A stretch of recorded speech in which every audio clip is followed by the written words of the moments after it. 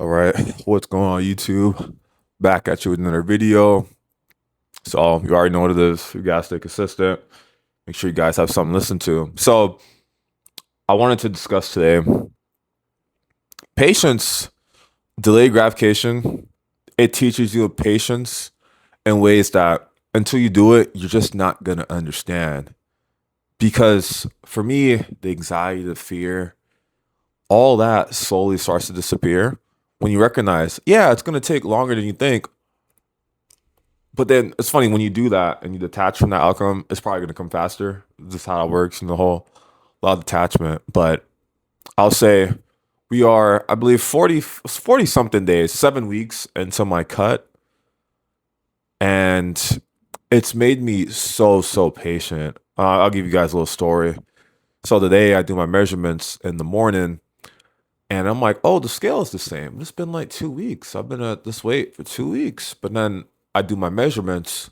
Oh, the waist is down another inch. So now, because we started at 190, now we're at 179. But my waist has gone down, 4 inches. I'm also getting stronger still in the gym too. Sleep and recovery, and all those things are good. So I know, okay, perfect. Don't even have to. I just need to see that once. Just keep it pushing. I can keep maintaining the same calories, do the same inputs, because you're doing all the right things. It won't always reflect on the scale, but it'll reflect in other aspects too. So I thought, okay, yeah, lifts are going up. Some are staying constant, but some are going up. That's good. Feel good, good sleep and everything. I'm like, okay, good. We can just maintain this. But the waist is going down. That's the most important thing for that V taper. But when I think about it, if I go further back, it'll be 6 years since I started lifting basically in, well, let's say 5, 6. 'Cause I know, yeah, like 5, 6, but it really took 5, 6 years to kind of prepare to have the identity shift needed, to make this a lifestyle. That's why I want to tell you guys, it's gonna take a lot longer. If that's your first time in the gym, your first time, prioritizing your health, eating better, it's going to take a long period of time. But as long as you don't quit, you get right back on track. Eventually, you'll get to the goal you want. So you have to keep pushing, but be patient. But see, every day, and this is why I realize now getting lean is so powerful, SR is so powerful, because every day you have to show up. See, what a lot of people don't get is you can't have both identities. You can't drink every weekend, stay up late, and then be lean. Those are conflicting identities because lean people, a lot of people, they don't do those things all the time. And if they do, it's very, very rare. That's the thing. So what's preventing you from being very consistent is you're having there's like this inner battle because it's all spiritual. You're having this inner war because a part of you is scared. It doesn't want to give up the old identity because you're merging into a new identity, but your current identity you don't vibrate high enough to achieve your goals, and that can be scary because you start to see all people around you. You're drifting apart from certain people. You're starting to look different too. Your mind at a certain point, has to catch up with all those things. And that can be scary because it sounds crazy, right? Oh, you get abs or whatever, anything you want, and you're scared of that. But yeah, growth can be scary because the consequences of higher standards, that's the thing too. You know what's gonna happen. Everyone tells you the stories, everything, you care more, but how it's gonna reflect in your external environment or your situation, it's the ways that you can't even understand yet. That's what makes it so fascinating, but still worth doing because it seems so small, right? But when you decide I'm just gonna eat for fuel, I'm gonna eat for taste, that really changes everything. Because the first thing, the people around you, because now that you want that, the people around you, if they're eating goofy foods, doing acts of gooftivity, of course, it's gonna be hard for you to stay with those people. And that's another thing you're gonna recognize too on the journey. It's it's nothing really against the person. It's just guys aren't in alignment anymore. You could say you've outgrown them, but I guess they outgrown you too because they stay constant. But you've had these shifts, so naturally you're just not gonna interact with that person.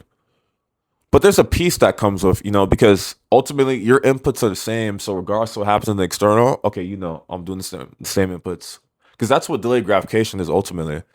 Regardless of how you feel, you're still going to show up. That's very important. because you're not always gonna feel like working out. You might always want to hit your protein goal or even track, but you still have to do those things. That because that's where the battle is won. It's really those days where you don't feel like doing it that you push through.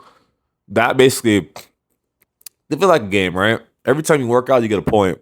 When you don't feel like working out or you almost quit and then you still go, you get like 10 points. It's like 10 times the XP. Really, like that's true because that those days are what really reinforce the identity. But those days aren't always going to occur. But once you get more situated in your routine, it's going to get a lot easier to stay consistent and do these things. Because there's a piece I'm telling you guys that comes from knowing, okay, yeah, like oh, we're gonna get lean, we're gonna have muscle, we're gonna feel better because we're doing all the right things and it's effortless because you've done the identity shifts, you've done the deep work, you've won those spiritual battles, and eventually that has to, reflect in our external world, it has to manifest in our world. This is why everyone's always saying the gym is spiritual. The gym is not physical, and there's the thing too. Let me tell you how you know someone lifts when they start talking about the other side of the gym, the other world, the anime world of this lifting shit.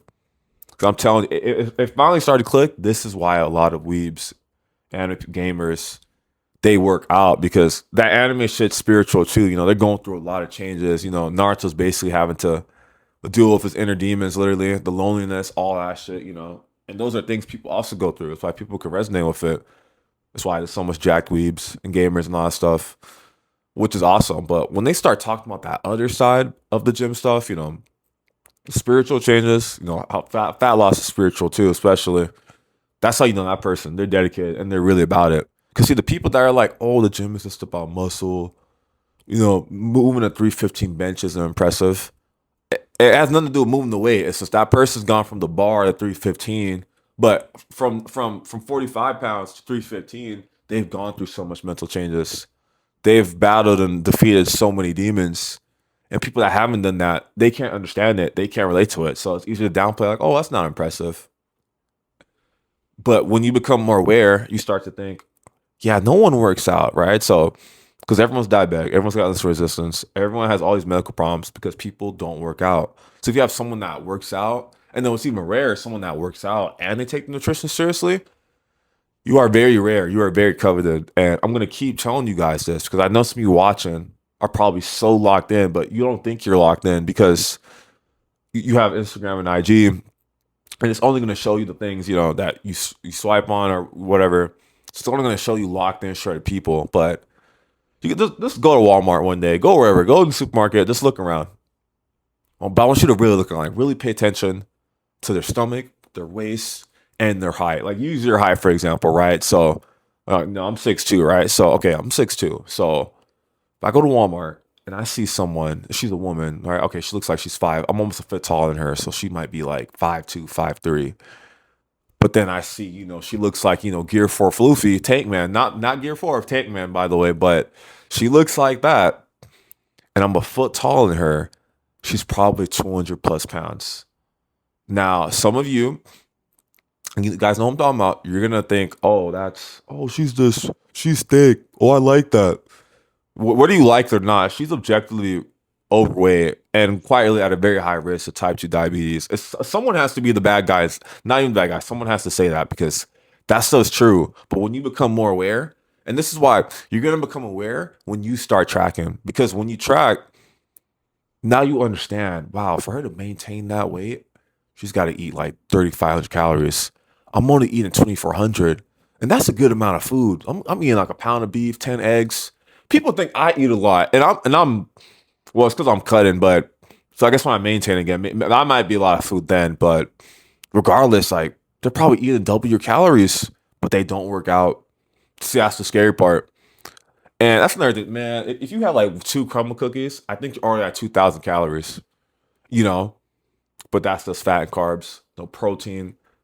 I'm telling these are just all things. Once you get on this journey, it's gonna make more and more sense because I really thought people were, oh, that's crazy, they're not that fat. They're just a little big bone. Like that's ultimately cope too. You're gonna find, but no, some people, and that's the thing too. And I was talking to a very good friend about this. It's a curse knowing that.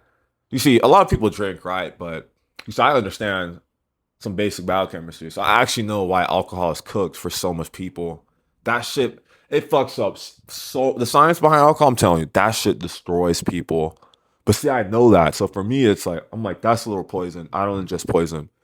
But most people, man, they'll drink every weekend and have no idea. But a part of you just wishes, like, damn, I wish I could put my knowledge into their skull. Because if they had the awareness I did, they wouldn't drink. But see, that's the thing. You can't force anyone to do anything they're not gonna do. That's a curse too. You can the way you can help them, I'll tell you now, I realize too, is all you can do is inspire, motivate, focus on you. If you get lean, it'll either motivate them to get lean or you guys will drift apart. But regardless, both outcomes are desirable. So don't really stress about it. These are just things, rationalizations, beliefs, all things you just conclusions you come to when you're oh yeah, okay, that makes sense. Because I'm telling you, if you would have told me this years ago, like if I could go back in time, talk to my like high school self, I'd be like, what the hell is he talking about? Like what? What? So you're gonna what? Like, why'd I work out? Like, it's just because that's something you're gonna resist. But that's the thing too. If I could go back in time, I'd just tell him like, yeah, just get in the gym sooner. Like, if you can get in the gym at 14 and 15, oh my god, current me would probably bench at 405, but that's fine. Doesn't matter when you start, as long as you start and you're intentional.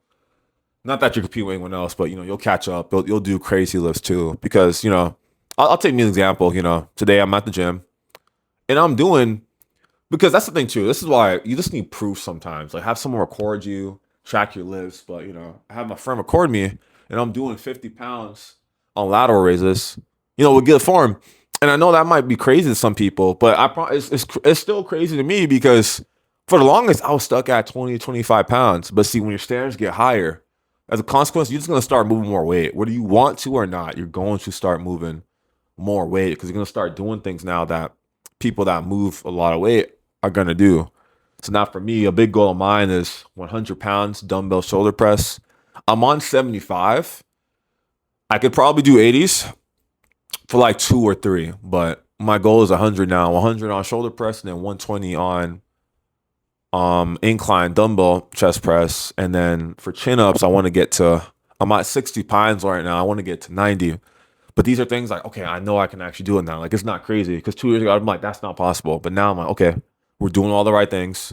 We're getting leaner, stronger, hormones optimized, we're going outside the sun. I gotta make a video on that too. Just talking about how to really optimize your hormones. Because a lot of you, it's really not your fault. It's just the food you're eating. But that's the magic in eating, the way I do it, the way a lot of people do is, well, one, when you eat like this, you're going to actually hit your protein goal, which will help, muscle and a bunch of other processes. But it's the things that you're avoiding too, things to inflame your gut. Now your face is going to clear up, no acne, It's crazy too, because I definitely had that problem when I was younger. But now I'm like, damn, no pimples, nothing you guys can see. It's like, you can't lie about this because when you eat the right foods, it's going to show in how you look.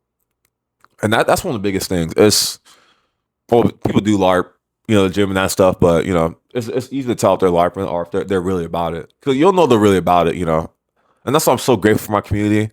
It's the same day, the same meals, the same things I do, they do too. It's crazy. Same fruit bowl, steak strips, and I'm like, damn, these people are locked in. Now I'm doing the same thing too, and they're like, oh, my damn, eating eggs again, ground beef, same meals on repeat. Because that's the only way. Because that's the thing too. You have to really master gluttony. You can't do it. You can't do that as a foodie. I'm telling you. If you wanna be the best version of yourself, you cannot be a foodie. I'm sorry. Someone has to say it because there's no. I'm telling you. Because if you're a foodie, you let food dictate your emotions. So if you feel, you don't feel too good, you're gonna eat some Ben and Jerry's or whatever goofy foods people eat now. And I was watching the video. Also, someone in the community. Shout out to the guys there. But man, there's like a new McDonald's menu and stuff. But he's just like going off on them. It was really funny. But there are people, he's saying like, you guys have so much points on these fast food apps, you can get a free meal. And I'm like, damn, it's bad. But that's the thing. That's how cooked the average person is. That stuff is normal. That stuff is normal. So that's why they're gonna clown you when you actually decide, okay, like I'm gonna kick gluttony's ass instead of being a slave to it. You're the weird one. That's something I gotta always like hammer down. It's not that you're the weird one. Well, no, you are if you're objective about it because everyone eats for taste, for dopamine hits. They lose to gluttony and lust daily. So when you decide not to do those things anymore, now you become the exception. That's what makes you extraordinary. Because you're doing what normal people consider extra, even though this should be the standard. That's the biggest thing. And that's why it took me, I had to be around locked in people, be around lean people, because how they talk about the things they do, they're like, oh, this is the bare minimum. Like, this is not even impressive. You need that identity shift. Because the things I'm doing now aren't hard. Eating the same meals every day, working out, prioritizing sleep, these are not hard things. These are things we're supposed to do. That's the identity shift you need to make this a lifestyle. Because at the end of the day, whether you want $1 million or whatever, you got to prioritize your health. We cannot skip this stuff, you know? So you have to just, the quicker you decide, okay, this is a lifestyle. Because that's something too. When you recognize it's a lifestyle, that makes you patient. But that makes your identity now. It's from delayed gratification, which is forever. That compound over decades will really turn you into a monster, you know, in a good way. That's how you're really gonna become powerful. And now I know that. Okay, yeah, no, like now when I'm 30, oh my goodness, you know, 5 years of eating the same meals, of not missing a workout. Damn, that excites me. That excites me like no other. No, okay, yeah. How are we gonna look in 5 years? How high will my standards be in 5 years compared to now? And how's it gonna manifest in how I look? You know, those things will keep you going too, because you know when you meet other people that are locked in or not at the end of the path, but they're much deeper into, you know, okay, it's worth going, it's worth doing, it's worth going there. I'm gonna keep going there. You know, 'cause it's really some anime shit. You know, it's like you a new villain. Okay, I want to fight that one. I want to fight that one. Okay, if I beat him, then another bigger boss is gonna appear, and I'm gonna try to beat him too. You know, on some Goku shit. You know, you just have to keep moving forward. And that's another thing too. Oh, no, that'll be the last thing we'll touch on is I've realized now why it's so important to get lean once. It's something everyone has to do is because when you get lean, that's basically like you've quite literally. I'm trying to think of an anime example, but if anyone, you guys remember, you know when Luffy's fighting Doflamingo and Doflamingo's about to like step on him and crush him, and then Luffy like fucking stops him. That's a go to scene, by the way. But that's basically what you're gonna do to gluttony. You know, one day you're gonna get fed up. Like, damn, I'm tired of looking like this. So rather than you getting crushed by it one more time, you're gonna put your foot up.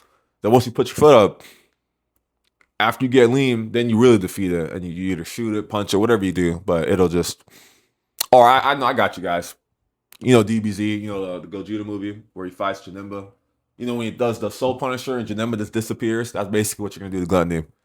That's literally what happens when you probably get lean. I'm thinking, yeah, you throw a Soul Punisher at your fat self and he just disintegrates. But yeah, so 'cause that's just real, man. I'm telling you, it makes so much sense too because in order for you to get lean, you probably have to basically master all other vices. That all stuff has to be cut out, you know, so the mind can be quiet, you can focus, be intentional. All this shit makes so much sense now in ways that I never did before. And I'm like, yeah, okay, like damn, that's true. Okay, let's keep going. Like, let's keep at it. You know, keep moving forward on some Aaron Yeager shit. But yeah, guys, if you made it this far in the video, you know, like, comment, subscribe.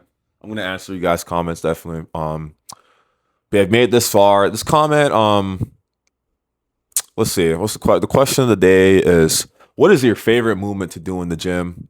For me, dumbbell shoulder press, because that was the first exercise I did with dumbbells long before I got into the gym. So that movement has a special place in my heart. But yeah, definitely dumbbell shoulder press. Then my second movement, I'm not even gonna lie, it's probably RDLs, which is crazy because I was the infamous leg day slipper. So the fact that that's my second favorite movement is crazy. And now third, it's got to be weighted chin ups. There's nothing cooler than weighted chin ups because you can move a lot of weight and it looks cool. So yeah, I'd say those are my top three favorite movements.